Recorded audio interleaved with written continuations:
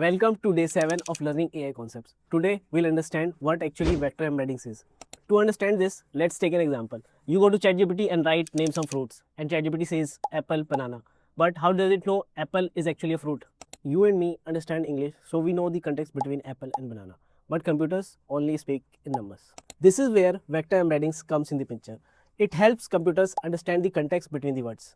For example, someone gave me 3 words apple, banana and cat and told me to assign a floating point number. Now I would like to keep the similar words in the same range. For example, here I would like to give apple, let's say 1.5. Now since both are similar, both are fruit, I would like to give them 1.6. Now cat is not similar to these, so I would give something else. This exact logic is being used by your AI model when you are training it. Say you have an n number of words and you want to understand the context between these. So you build a vocabulary. Now to understand the context between the words, we build embedding matrix.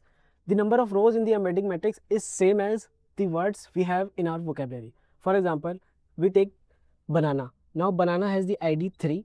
Now there will be a row in embedding matrix with ID 3. This is a brief about embedding matrix. Drop a comment if you want to know in depth. Follow us for more such content.